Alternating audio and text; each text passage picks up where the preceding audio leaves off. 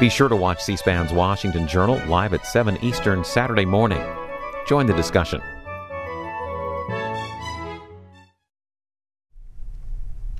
And C-SPAN's 2018 campaign coverage continues now with a Texas Senate debate between incumbent Republican Ted Cruz and Democratic Congressman Beto O'Rourke. They're meeting at SMU in Dallas for the first of 3 scheduled debates. This comes to us courtesy of NBC5 KXAS. Live coverage starting shortly.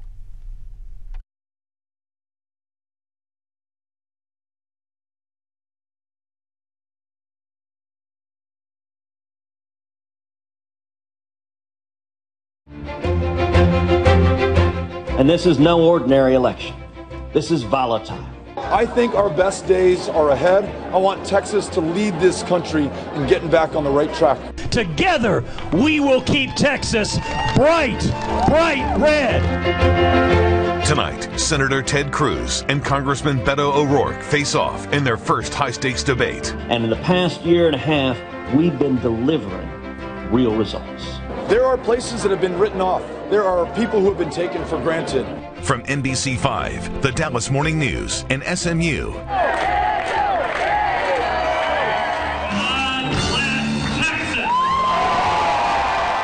Live from the SMU campus in Dallas. Welcome to the first Texas Senate debate. I'm Julie Fine from NBC5, along with Gromer Jeffers from the Dallas Morning News. Here are the rules for tonight's 60-minute debate. Once a question is asked, the candidate will have 90 seconds to answer. His opponent will have 60 seconds for a response, and then the candidate will have another 30 seconds for rebuttal. We've asked the audience not to applaud or react during the debate. That is, except for now, as we welcome the candidates. Republican. Hold on. Wait a minute. Republican incumbent Ted Cruz. Representative Beto O'Rourke. Thank you very much. Thanks for having us out. And with that, gentlemen, let's begin. Congressman O'Rourke, you drew the first question, so we're going to start with you because you drew the first question. You said last week, Representative, that you want citizenship for dreamers today, and yet others who have applied to come to America continue to wait. Senator Cruz has said he doesn't support a path to citizenship for dreamers, which means they could be sent back to a country they've never known. Who's right, Representative? First of all, let me say thank you to NBC5, to the Dallas Morning News, to SMU and the people of Dallas for having us here at this debate tonight. Let me thank Senator Ted Cruz for participating in this. I'm looking forward to the discussion. My wife, Amy, and I were in Booker, Texas. We've traveled to each one of the 254 counties, one of the reddest communities in the state, and we were surprised as we were going door to door to hear that the #1 concern from people in that community was the fate of dreamers. There are nearly 200,000 in the state of Texas, and the salutatorian from Booker High School had just been deported back to his country of origin. And everyone there was concerned about his welfare, but they're also concerned about the fact that he'd just been sent back to a country whose language he didn't speak, where he no longer had family connections, where if he was successful against those long odds, he'd be successful there for that place and not here for Texas.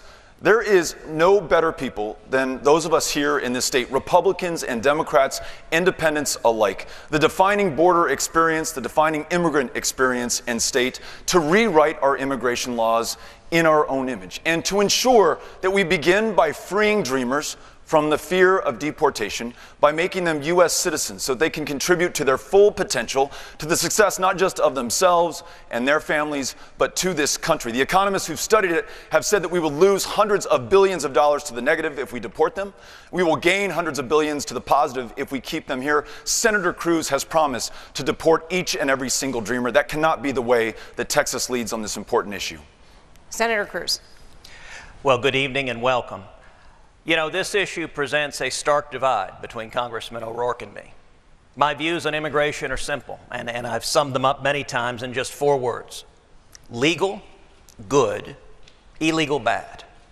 I think the vast majority of Texans agree with that. I think when it comes to immigration, we need to do everything humanly possible to secure the border. That means building a wall, that means technology, that means infrastructure, that means boots on the ground. And we can do all of that at the same time that we are welcoming and celebrating legal immigrants. There is a right way to come to this country. You wait in line, you follow the rules like my father did in 1957. When he came from Cuba, he fled oppression and he came to Texas. He came seeking freedom. We are a state and we're a nation built by immigrants. But it's striking that Congressman O'Rourke, over and over and over again, his focus seems to be on fighting for illegal immigrants and forgetting the millions of Americans. You know, Americans are dreamers also. And granting U.S. citizenship to 12 million people who are here illegally, I think, is a serious mistake. I think Congressman O'Rourke is out of step with Texas on that. Representative?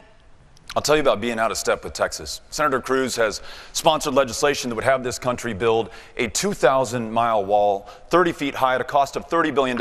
And that wall will not be built on the international border between the United States and Mexico, which is the center line of the Rio Grande. It'll be built on someone's farm, someone's ranch, someone's property, someone's homestead, using the power of eminent domain to take their property at a time of record security and safety on the border. Senator John Cornyn and I introduced legislation that would invest in our ports of entry, where the vast majority of everyone and everything that comes into this country first crosses. Knowing who and what come in here makes us safer. It allows us to lead on the issues of immigration reform. Representative, quick follow-up for you. You've addressed the dreamers. Do you think anyone who is undocumented living here should have a path to citizenship?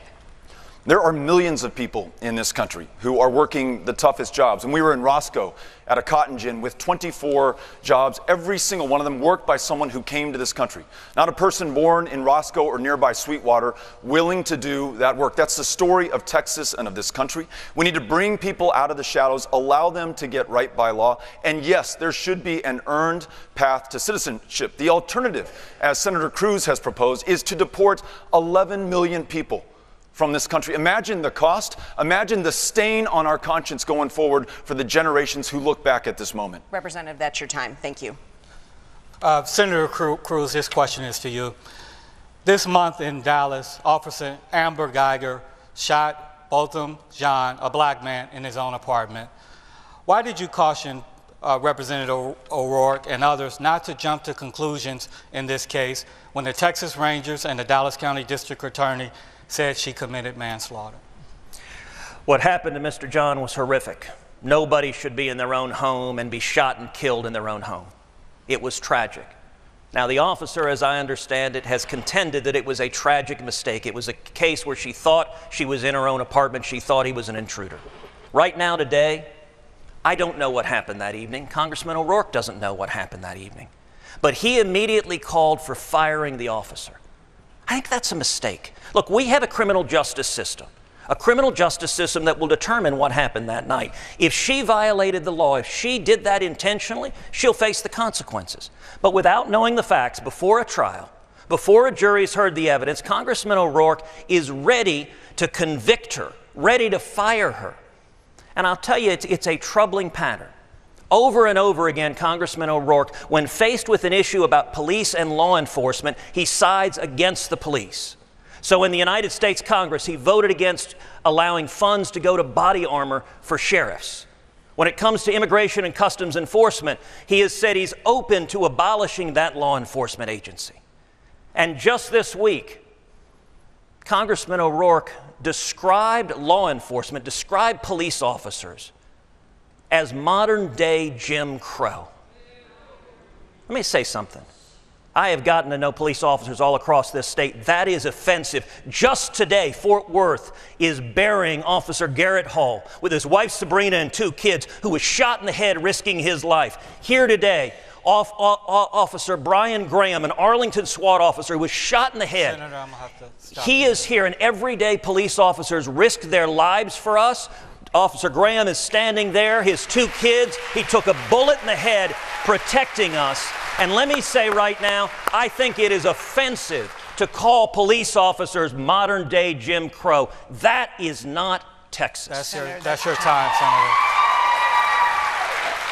Please, audience, please. No applause. What Senator Cruz said is simply untrue. I did not call police officers modern-day Jim Crow. And I, as well as Senator Cruz and everyone here, mourn the passing of Officer Hall in Fort Worth. My uncle Raymond was a sheriff's deputy in El Paso. In fact, he was the captain of the El Paso County Jail. He's the one who taught me to shoot and the responsibility and accountability that comes with owning a gun. But he also taught me what it means to serve everyone, to be sworn to protect and serve everyone in a community, not just some people. With the tragic shooting death of Botham Jean, you have another unarmed black man killed in this country by law enforcement. Now, no member of law enforcement wants that to happen. No member of this community wants that to happen, but we've got to do something better than what we've been doing so far. If African Americans represent 13% of the population in this country, that they represent 1/3 of those who are shot by law enforcement, we have something wrong. If we have the largest prison population on the face of the planet and it is disproportionately comprised of people of color, we have something wrong in this country. Republicans and Democrats should be able to work together with law enforcement and members of the community for real, lasting, meaningful criminal justice reform. Congressman, that's your time. A quick follow-up to you, Senator Cruz. Do you agree that police violence against unarmed African Americans is a problem? And if so, how would you fix it? I believe everyone's rights should be protected, regardless of your race, regardless of your ethnicity. But I'll tell you something. I've been to too many police funerals. I was here in Dallas when 5 police officers were gunned down because of irresponsible and hateful rhetoric. I was at the funeral in Houston at Second Baptist Church where Deputy Goforth had been shot in the back of the head at a service station because of irresponsible and hateful rhetoric. Just now, Congressman O'Rourke repeated things he knows aren't true. He stated, for example, white police officers are shooting unarmed African American children. The Washington Post fact-checked that claim and conclude Congressman O'Rourke was wrong. But I'll tell you something, that rhetoric does damage. Senator. That rhetoric divides us on race. It inflames hatred. We should be bringing people together instead of suggesting the police are risking their lives to protect all of us, to protect African Americans, to protect Hispanics, and turning people against the police, Senator, I think is profoundly irresponsible. This is why people don't like Washington, D.C. You just said something that I did not say. What did you not say? Attributed it to me. What did you not say? I'm not going to repeat the slander and the mischaracterization. I'm not going to repeat the slander. You're not going to say what you did say? No, this is your trick in the trade, to confuse and to incite based on fear and not to speak the truth. This is a very serious issue and it warrants the truth and the facts. All right, Representative O'Rourke, this question is for you. It's about the national anthem protest. Polls show that most Americans don't think that NFL players should be kneeling during the national anthem, even if they believe that they have the right to do so. But you have said there's nothing more American than protesting for your rights. What do you say to people who claim that you're out of step with most Texans on this issue? I mentioned just a minute ago, members of law enforcement are not sworn to serve and to protect only some people. They're sworn to protect and serve everyone in a given community. Those service members who put their lives on the line, who are serving tonight in Afghanistan, in Iraq, in Syria, they swear not to a man or to a group of people in this country, but they swore to support and to defend the Constitution of the United States of America, the Constitution for all of us.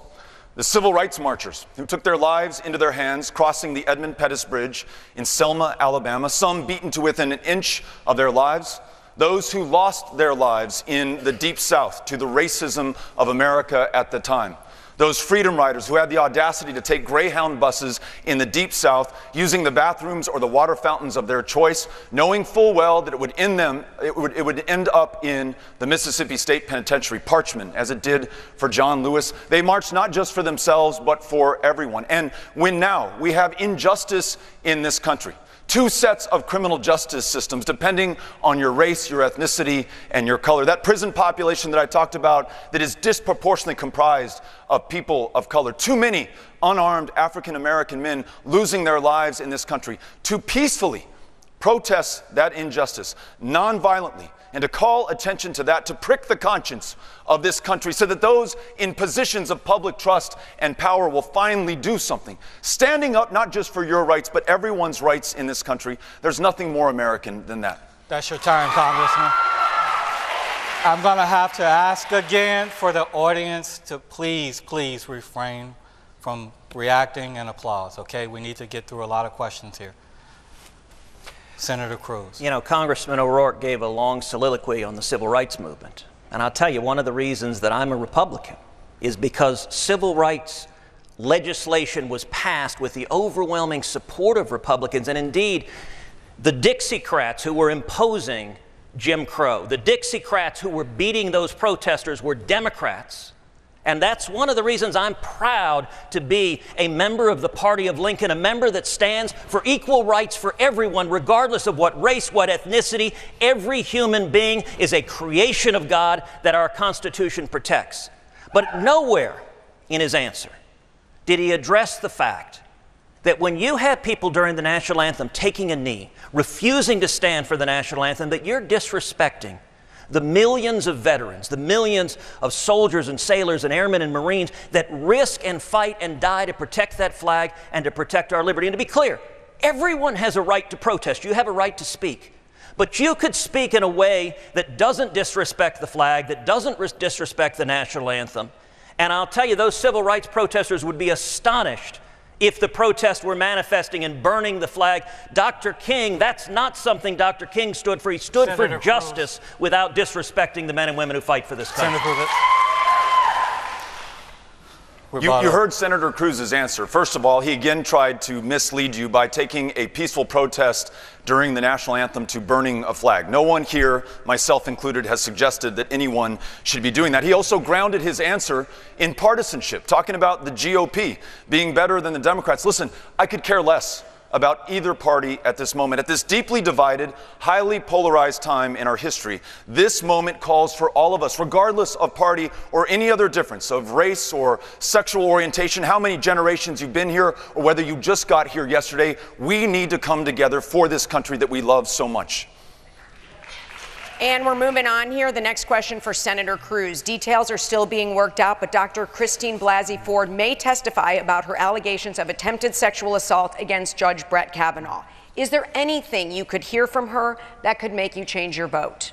Well, absolutely. And listen, I very much hope Dr. Ford comes next week and testifies before the Judiciary Committee. I publicly called for her to be given an opportunity to testify. I urged my colleagues. The allegations she's raised are serious, and they deserve to be treated with respect. And I hope that she comes and has a full opportunity to tell her story in a way that is respectful, but I also think Judge Kavanaugh deserves a full opportunity to defend himself and to let the American people listen and come to an assessment of what happened. We don't know right now, but we need to give them a full hearing.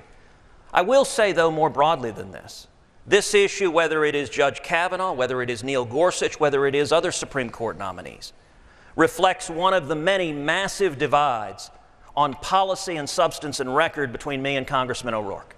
Congressman O'Rourke doesn't want Judge Kavanaugh confirmed. He said that before these allegations. He said that after these allegations. He didn't want Neil Gorsuch confirmed. Congressman O'Rourke agrees with Hillary Clinton. He wants liberal judicial activists on the court who will impose their particular policy view. I have devoted virtually my entire life to defending the Constitution and Bill of Rights. I think one of the major issues the American people had before us in 2016 was, what vision of the court do you want? And I believe Texans want constitutionalists on the Supreme Court who will defend the First Amendment, who will defend free speech, who will defend religious liberty. Religious liberty, one of the fundamental liberties that's been under assault. Who will defend the Second Amendment. And I would note, the justices that Congressman O'Rourke would insist upon, like Hillary Clinton, are justices that would undermine and effectively write the Second Amendment out of the Constitution. Those are radical views, and they're not views consistent with the overwhelming majority of Texans. Thank you, Senator. That's your time. Representative? The senator has a troubling history of the kinds of nominees that he's supported. Someone like Jeff Mateer to the federal bench, someone who believes in conversion therapy, who's described transgender children as part of Satan's plan. People like Andrew Oldham, who could not say whether the landmark school integration 1954 Brown versus the Board of Education was correctly decided. People like Brent Talley, who has never tried a case before. Dr. Ford's allegations should be investigated by the FBI, full stop. There's precedent for that. That's the right thing to do given the gravity of the accusations. But the senator is right in this regard. Judge Kavanaugh does not meet the bar for Texas to serve on the Supreme Court in a state that is now 50th in voter turnout. Judge Kavanaugh has a troubling history on voter rights protections. In a state that is the epicenter for the maternal mortality crisis, 3 times as deadly for African American women, Judge Kavanaugh has a troubling history in agreeing that Roe versus Wade is the decided law of the land. And in a state where you can be fired for being gay, his support for civil rights is in question. We need a Supreme Court justice who will decide in favor of people and for their rights that have been established by precedents and under the Constitution. And in Brett Kavanaugh, we do not have that justice. Representative, that's your time. Senator Cruz. You know, it was striking. He didn't dispute that he supports liberal activists who would impose the policy he wants. It's not a judge's job to impose policy. And he also didn't dispute that he wants justices that would undermine the Second Amendment. Let me talk for a moment about the case Heller versus District of Columbia. It's a landmark case that upheld the individual right to keep and bear arms under the Second Amendment. I represented Texas and 30 other states winning a landmark 5-4 victory, upholding your right to keep and bear arms. Congressman O'Rourke, like Hillary Clinton, wants justices who would overturn that. And let me tell you the position of the dissenters. The dissenters in Heller said that no individual, no American whatsoever has any right to keep and bear arms whatsoever. That's a radical position. It's an extreme position. And that's what Congressman O'Rourke wants to see the Supreme Court doing, writing the Second Amendment out of the Bill of Rights. That's not true. And we are moving on here. Hold on. He disputed that. You can have a rebuttal. Of course I support the Second Amendment. In what way, in what respect, and name one judge you've ever supported who would actually you may not Heller. understand how the House and the Senate work, but it's your job in the Senate to decide if you're going to support or not support a given nominee. Did you endorse Hillary Clinton? Not in the House. Did you endorse Hillary Clinton? That has nothing to do with Well, it does, my because support of the Hillary Second promised Amendment. every Absolutely justice not. she would appoint would Absolutely vote not. to overturn I Heller. fully support the Past Second your Amendment. time, gentlemen. Let's move on here. This question goes to Representative O'Rourke. Representative, you believe in universal background checks and an assault weapons ban in a very gun-friendly state. A poll from Quinnipiac University shows that about half of Texans do support stronger gun laws, while 45% do oppose them. Is Texas ready for a senator who wants to roll back gun rights? I think Texas is ready for a senator who will defend the Second Amendment, but also ensure that we can protect the lives within our lives. Both Senator Cruz and I were able to visit with students who survived the shooting at Santa Fe High School, to meet with some of those parents there. And students like Bree, who argued that we should have universal background checks because it makes our communities and our states demonstrably safer. We know that from those states that have adopted them, that have seen a near 50% reduction in serious gun violence, fewer gun crimes committed against law enforcement, fewer boyfriends killed by their girlfriends, girlfriends killed by their boyfriends. And it is supported by most people in Texas, gun owners, non-gun owners alike, Republicans and Democrats. And listening to those who've served this country, put their life on the line, like the Vietnam veteran that I met in Wichita Falls, who said shortly after the Parkland shooting massacre there in that school that young man was better armed in that school against defenseless children than he was in the jungles of Vietnam. When I listen to the emergency room doctors who tell me that a handgun wound, if it is treated in time, if it doesn't hit a major artery or your heart, will be able to save your life. But a weapon designed for the express purpose of killing people as effectively, as efficiently, and as great a number as possible. The high-impact, high-velocity round from an AR-15 will blow a hole the size of an orange out your back. You will bleed to death before anyone can get to you, and that's exactly what it was designed to do. Weapons of war belong on the battlefields, not in our schools or our churches, our concerts, or our public life. Senator. You know, all of us have been horrified as we've seen these school shootings. Santa Fe High School is about a half hour from my house. I was home that morning at 7:30 in the morning when the shooting happened. I jumped in a truck and headed down there. I spent the entire time at Santa Fe High School, that entire day, with students, with teachers, with first responders, with parents. It is horrific, and let me say, as the father of 2 daughters, there is something deeply wrong that we have these shootings. There are a lot of things behind it that have nothing to do with government. They have things to do with things like removing God from the public square, like losing the moral foundation of much of our society, like losing the binds of community and family. But I'll tell you, that afternoon, Governor Abbott and I were in a hospital visiting with a young man who was shot. There were probably a dozen other students in that room. And we said, what's the answer to this? And we just kept our mouths shut and listened. Every one of those dozen Santa Fe students who had just been in that shooting, they said, almost word for word, they said, gun control's not the answer. They said, you know what, if you take our guns, you're not going to make us any safer. You're just going to mean that the killers and murderers have guns. We asked, well, what do you do then? The number one answer I heard from the students and parents and teachers at Santa Fe is more armed police officers in schools to keep our kids safe. We can make our schools safer by having officers protect them. Senator, that's your time. Representative? We had a town hall meeting in Graham, Texas, where I met an educator named Holly. She's been teaching for 29 years, so she understands what goes on in schools and in the classroom. She's also the advisor to the Clay Target team. She's probably the best marksman in that community, maybe of anyone here at this auditorium today. And she said from her experience in the classroom, from her experience as a marksman, bringing a firearm into that classroom is not going to make those children safer. Listening to Rhonda Hart, who lost her daughter Kimberly in the Santa Fe shooting, she tells me bringing weapons into those classrooms would not have saved her daughter's life. It will not make us safer. Thoughts and prayers, Senator Cruz, are just not going to cut it anymore. The people of Texas, the children of Texas deserve action. Well, hold on a second, and let me be very clear. More armed police officers in our schools is not thoughts and prayers. I'm sorry that you don't like thoughts and prayers. I will pray for anyone in harm's way, but I'll also do something about it. And my very first year in the Senate, I led the way introducing legislation that would have provided $300 million in additional funding for school safety, to harden our schools, to put metal detectors, to have more police officers. And unfortunately, your party in the Senate, the Democratic Party, filibustered that legislation because their only focus politically was trying to undermine the Second Amendment rights of law-abiding citizens. All right, Senator, let's move on. Let's move on. This question is for you, Senator Cruz. The last time you stood for election was in 2016. You were the runner-up in the Republican primary for president. You ran against then New York businessman Donald Trump. Donald Trump, as you remember, dubbed you Lion Ted. He took swipes at your wife and father. You in turn called him a pathological liar. And quite frankly, there are so many insults between the two of you, it would take the rest of this show to go through them all. But now that he's president, you guys have become friendly to the point where you praised him in Time magazine.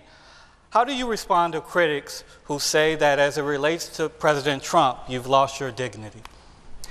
Well, there is no doubt 2016 was an election unlike any others. And there were some hard shots thrown. I'll tell you, my dad, who's here tonight, anyone who knows me knows my father has been my hero every day of my life. And Heidi and my daughters, who are here as well, anyone who knows me knows Heidi is my best friend in the world. I think she is the most beautiful woman on the face of the planet. I am blessed from God to be married to Heidi Cruz. Now, after the election in 2016, I faced a choice. Donald Trump had been elected president, and we had an opportunity to do something extraordinary. I made a conscious choice to do the job I've been elected to do, which is to represent 28 million Texans. I've got a responsibility, which is to fight for every person here and every person in this state. And so I have worked hand in hand with the president on substance, and we have delivered remarkable victories, the biggest tax cut of a generation. We've seen 4 million new jobs created since Trump was elected, and we cut taxes and cut regulations. We're seeing record low unemployment. Texans' lives are better. So yes, I could have chosen to make it about myself, to be selfish and say, you know what, my feelings are hurt, so I'm going to take my marbles and go home. But I think that would have been not doing the job I was elected to. And every single day in the Senate, it has been my job to fight for jobs, jobs, jobs, and to fight for 28 million Texans. I've done that. And if the people of Texas re-elect me, I will continue to fight each and every day for jobs and economic opportunity for Texas. That's your time. Representative O'Rourke. Farmers and ranchers that I meet all across this state as I visit each one of the 254 counties of Texas wonder where their junior senator is as this president enters trade wars and imposes tariffs that are going to hurt no state more than Texas. Average citizens from both parties and independents alike wonder where our junior senator is when you have a president who may or may not have tried to collude with Russia in 2016, but to quote the conservative columnist George Will on that stage in Helsinki as he defended Vladimir Putin instead of the United States of America, that was collusion in action. Listen, if the president attacks you personally, your wife, your father, how you respond is your business. But when the president attacks our institutions, this country, allows a foreign power to invade our democracy, that is our business. We need a U.S. senator who will stand up to this president where we must, work with him where we can, but ensure that 242 years into this audacious experiment, that we are still a nation of laws and not one of men. So let me say two things. Number one, Congressman O'Rourke invoked farmers and ranchers. I'll tell you, I'm incredibly privileged to have the support of farmers and ranchers across the state. Indeed, the Texas Farm Bureau has endorsed my reelection because I've been fighting for farmers and ranchers for 6 straight years. And on policy, Congressman O'Rourke's position are dramatically out of touch with farmers and ranchers. He supports President Obama's Waters of the United States rule. He's voted in favor of it multiple times, puts massive burdens on farmers and ranchers. He's voted in favor of the death tax, keeping it broad, sucking farmers and ranchers and small businesses into it. That's not good for farmers and ranchers. But you know where his question ended? It ended on an attack on Donald Trump. And the modern Democratic Party is just consumed with hatred for Donald Trump. That's why Congressman O'Rourke is the only Democratic Senate nominee in the country to explicitly commit to voting to impeach President Trump. That is extreme, and that doesn't reflect Texas. That's your time. Representative O'Rourke, you have addressed your 1998 DWI arrest numerous times during your public career, but not this question. As the Houston Chronicle pointed out recently, a witness said in that accident that you tried to leave the scene of the accident. Did you, and should voters be concerned about this incident? Yeah. I did not try to leave the scene of the accident, though driving drunk, which I did, is a terrible mistake for which there is no excuse or justification or defense, and I will not try to provide one.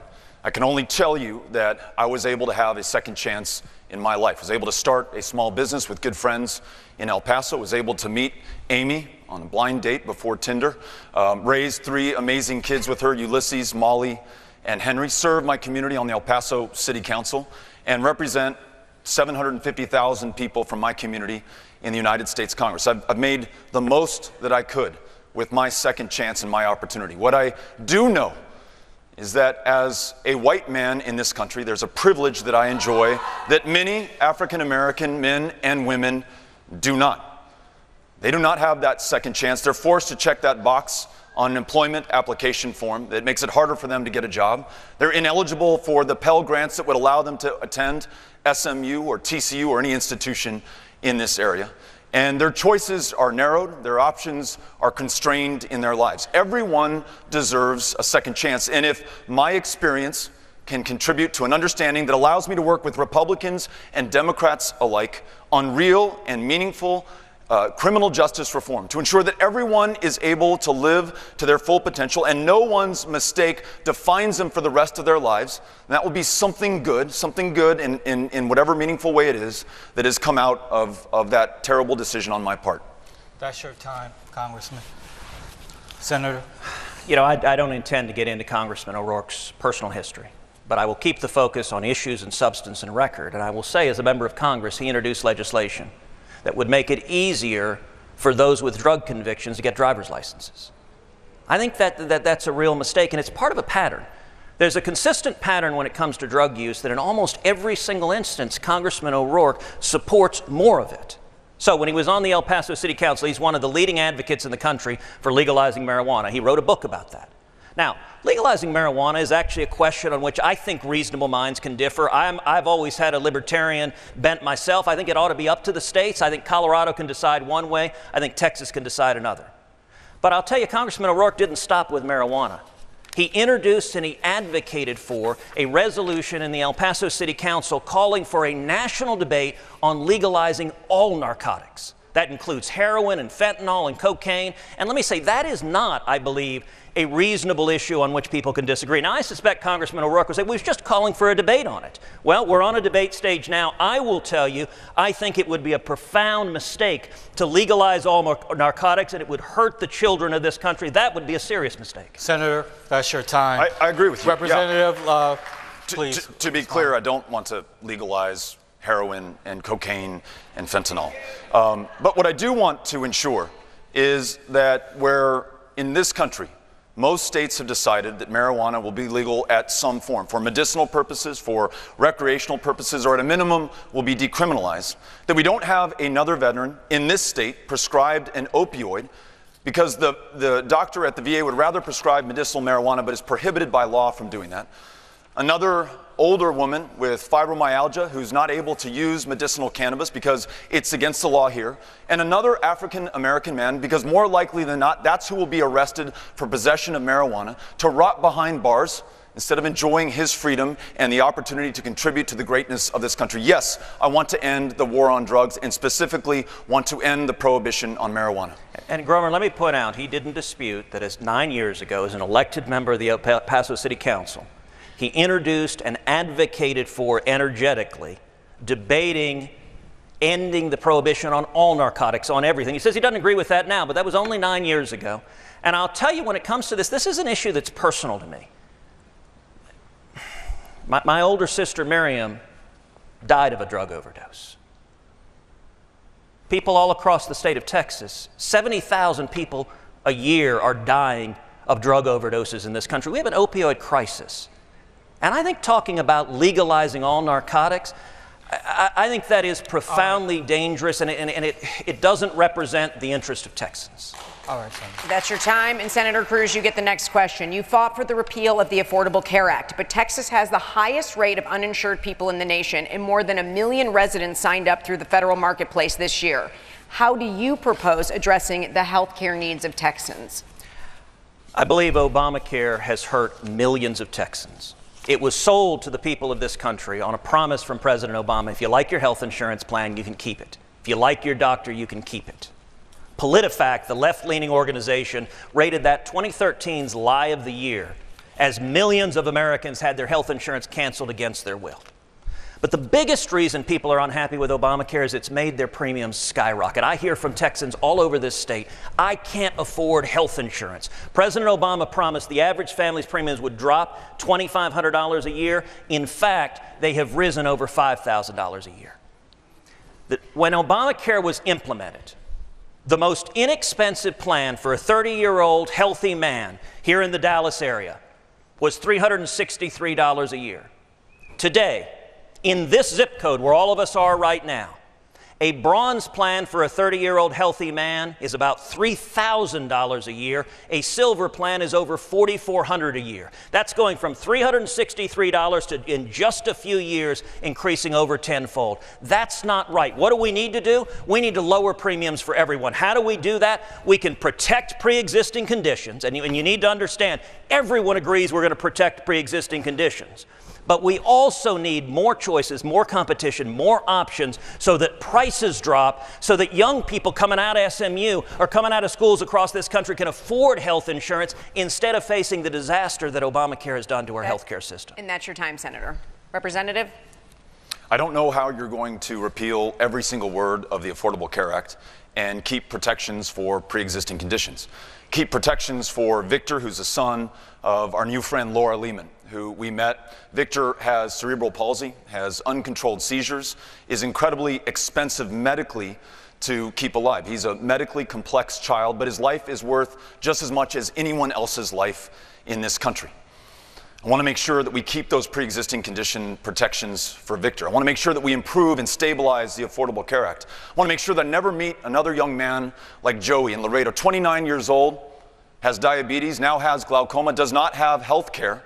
And so the one time that he did see a doctor, that doctor said, you will be dead before you are the age of 40. And as he gets closer to death and takes himself to the emergency room, as the suffering becomes too great, the outcomes will not be as good as they would have been otherwise if we had invested up front, and the care will be disproportionately more expensive.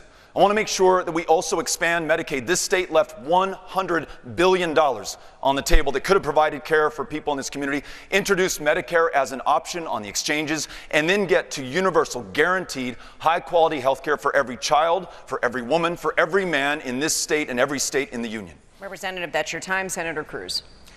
You know, it was striking that Congressman O'Rourke didn't have a word to say to the millions of Texans whose premiums have skyrocketed.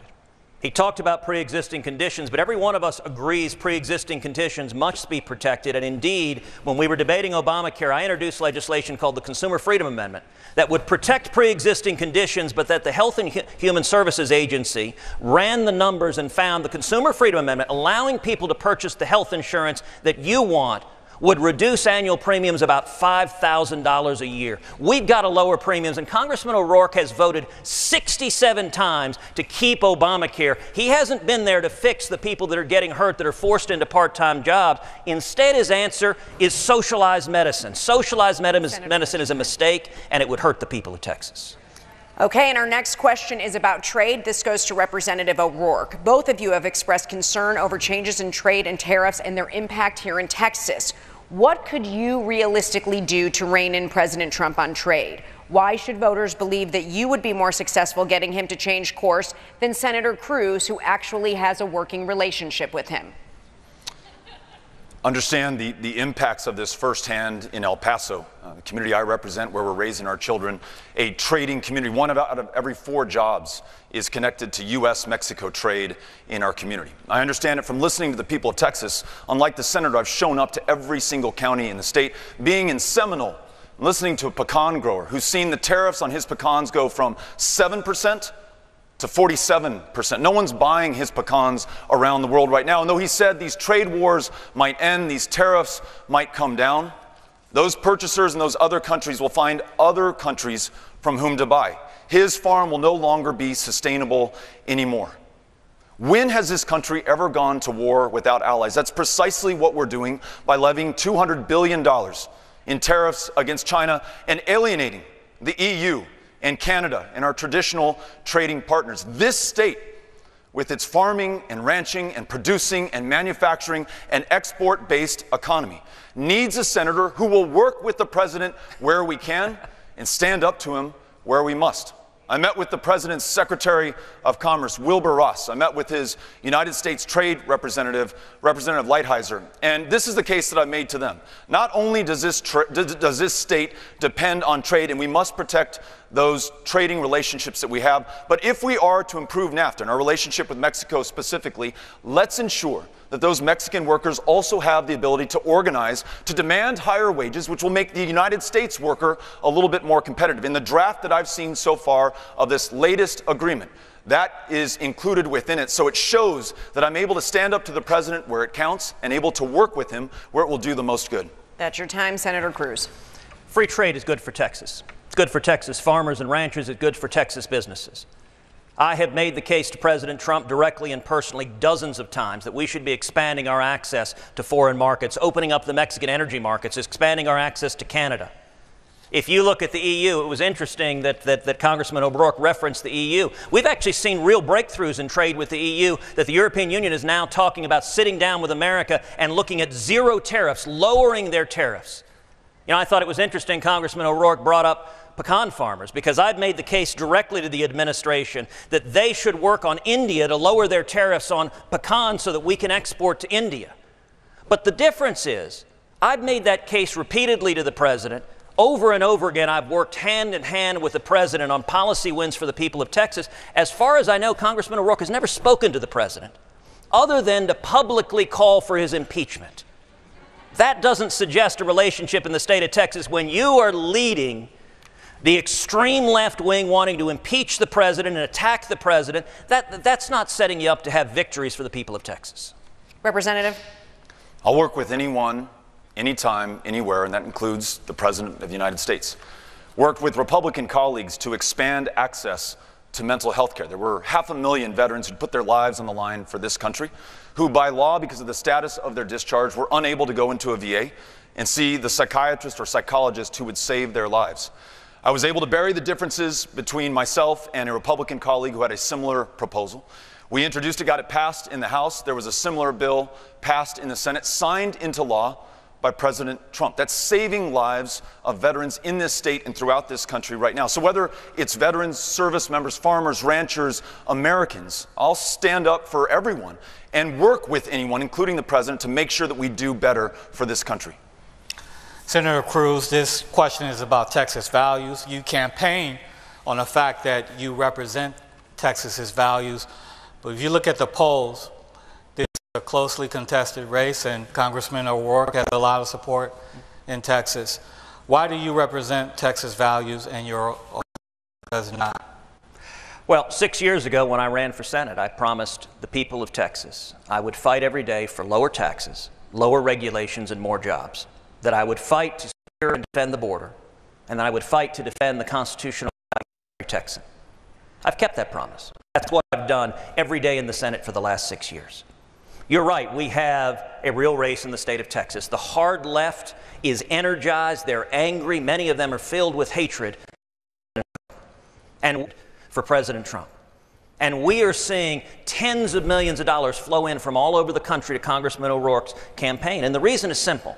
As he takes extreme left-wing positions further to the left of Elizabeth Warren or Bernie Sanders or Nancy Pelosi, he gets millions of dollars. For example, Congressman O'Rourke has said he is, quote, open to abolishing ICE, abolishing the Immigration and Customs Enforcement Agency. Those are his words. Now, Nancy Pelosi's never said that. Congressman O'Rourke has said he would vote now today to impeach President Trump, right now today. Bernie Sanders never said that. Congressman O'Rourke's positions are out of step with the people of Texas, and I think the people of Texas, what they want, look, 1,000 people a day come to Texas because we understand low taxes and low regulations produce jobs. And what I hear from Texans all across this state is they say, I'll say this, whether they supported me or not, Democrats will say, I didn't vote for you, but you're doing what you said you would do, and that's exactly what I've done, and that's exactly what I'll continue doing. Okay. Representative O'Rourke, Texas values. You know, only one of us has been to each county in Texas and would have an idea of what Texas values and interests are. Within months of being sworn to serve as your senator, Ted Cruz was not in Texas, he was in Iowa. He visited every single one of the 99 counties of Iowa. He went to New Hampshire, he went to South Carolina, he went to the Republican presidential primary states instead of being here. He shut down your government for 16 days in 2013 because too many people were getting too much health care in the United States of America. And in 2015, he missed 1/4 of the votes in the United States Senate. In 2016, he missed 1/2 of the votes in the United States Senate. You tell me who can miss half the days at work and then be rehired for the same job going forward. That's not what Texans want. They don't want somebody who's captured by corporations and political action committees and special interests, because that's where Ted Cruz gets his money. Our campaign is the largest grassroots campaign this state has ever seen, funded by people and only people in every single one of the counties of Texas every single day. Congressman, that's your time. Senator. You know, Gromer, Congressman O'Rourke doesn't seem to understand that representing Texas is not doing a photo op in each county in Texas with reporters in tow, but it's actually standing up and fighting for the people of Texas. And I can tell you, in the 6 years I've represented Texas, I have been there on the ground. In West Texas, when the explosion happened, I was on the ground with the families of the first responders who were killed. When Hurricane Harvey hit this state, I was on the ground in my hometown of Houston, but also in Victoria and Rockport and Port Aransas and Aransas Pass and Refugio and Beaumont and Port Arthur and Orange and Nederland. Oh, not once, not twice, but 3, 4, 5 times on the ground with the people of Texas. When Sutherland Springs saw the worst church shooting in the history of this country, I was on the ground. Representing Texas is being there for Texans, but actually standing up and fighting for Texans, not George Soros, not big liberal interests, but fighting for the values of the people of Texas. And the next question goes to Representative O'Rourke. The Texas business community overwhelmingly supported the tax overhaul that you voted against last year. How can you effectively represent that important constituency when you have such a fundamental disagreement? Generations from now, people looking back at this moment will not be able to believe that a country $21 trillion in debt, with the greatest levels of income disparity that we've seen since the last Gilded Age of more than 100 years ago, would find as its solution to the problem $2 trillion in tax breaks that disproportionately flow to corporations that are already sitting on record piles of cash and the already wealthy in this country. A tax bill written by the lobbyists for those very corporations. In fact, in one draft, in the margins, written by those lobbyists so that their corporate bosses could see the text before the senators could vote on it. And in the days before and just after Senator Cruz voted for this massive giveaway to the already wealthy, he received more than $120,000 from the political action committees that represent those who benefited from these tax breaks. I believe not in investing in corporations and in special interests. I believe in investing in people, in universal pre-K for every child so everyone has the same starting line in life, in health care for every Texan and every American so they're well enough to be their best, the ability to attend community college or SMU so that you can better yourself and do better for everyone else in your life, in your community, and in this country. I believe in investing in broadband internet in the 50% of rural Texas that today cannot reliably get online. I believe in investing in communities and in people, not in corporations, special interests, and political action committees. You know, there is a consistency in Congressman O'Rourke's record. Over and over and over again, he supports higher taxes. When he was on the El Paso City Council, he voted 3 times to increase property taxes in El Paso. He voted in favor of a, quote, rain tax, which I don't even know what that is. I guess a tax on rain, but I'm not sure. He voted in favor of a pool tax. As a member of Congress, he has voted in favor of the death tax. He voted against the tax cut. And by the way, this tax cut has cut taxes on Americans all across Texas. It doubled the child tax credit. If you're a parent, it doubled it from $1,000 a child to $2,000 a child. That's real money. And by the way, that's refundable and in your pocket. And yet, his answer is he doesn't want to cut taxes. He wants to raise your taxes. So understand what Beto O'Rourke is promising you. If he's elected, he will fight to raise your taxes. That is not consistent with what the people of Texas want. Representative. Those 6 years that I was on the El Paso City Council, every single year we balanced the budget. We didn't see each other as Republicans or Democrats. We saw each other as El Pasoans with a common interest in delivering for the taxpayers in our community. Only one of us on this stage has started and run a small business, had to meet payroll every single week, had to go before the bank and try to get a loan to expand that business, had to go out and hustle for new customers and make sure that we kept those who we already had happy going forward. That required balance in a budget and understanding how to make ends meet. I want to make sure that, again, we're not giving away to corporations and special interests. That's what Senator Cruz would do, thanks to the contributions that he's received from those political action committees. He's working for the clampdown and the corporations and the special interests. He's not working for the people of Texas. Representative, that's your time. And we are at our final question. Wow, this went quickly. And this goes to Representative O'Rourke. We'd like to end this for both of you on a very positive note. And we'd like to ask you to tell us something that you admire about your opponent. Right. Senator Cruz and I were both elected to the United States Congress in the same year, 2012. We both have young children. I know how hard he works. I know how much time he has spent away from his kids. I know what a sacrifice that is to his family. I know that he's doing it for one reason. He wants to serve this country, and he's trying to do his best. We may have differences of opinions on what our destination might be and how we're going to get there. But I have no question that Senator Cruz wants to do the best for America, and he does so at great sacrifice to his family and to his kids. And so I thank you, Senator Cruz, for your public service. Thank you. And you know, I actually agree with those sentiments. I would express the very same sentiments back at Congressman O'Rourke. You're right. Being a dad of young kids is hard. I know the sacrifice you're putting in. My girls, every day when I leave for the campaign trail, it's hard.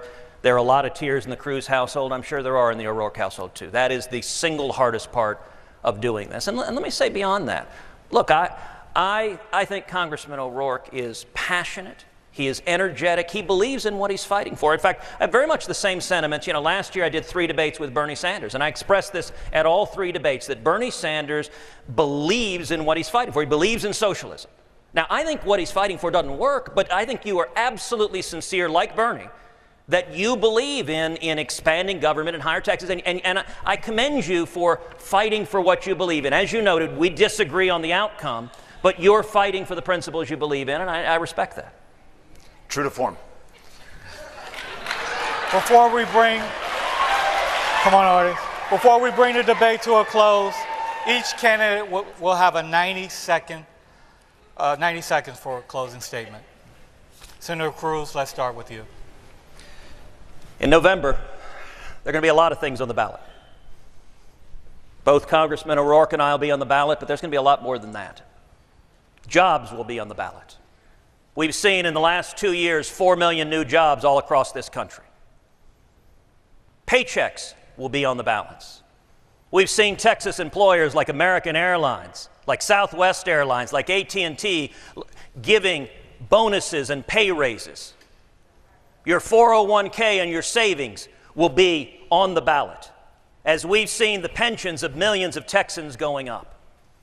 You know, Texas understands a very simple formula. When you cut taxes, when you simplify the tax code, when you lift the burden on small businesses, it's good for Texas. It expands jobs, it expands opportunity. And there is a fundamental choice in this election. It's a choice between, we're seeing nationally socialists like Bernie Sanders, like Alexandria Ocasio-Cortez, and indeed Congressman Beto O'Rourke advocating for those same policies. Full-on socialized medicine, which, by the way, they call Medicare for all.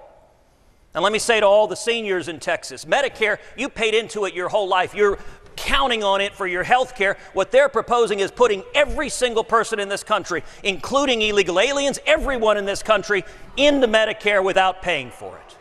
That would bankrupt Medicare. There is a choice for this country. You know, there are also states that implement the kind of policies Congressman O'Rourke supports. High taxes, high regulations, open borders. States, you look at California, which is hemorrhaging population.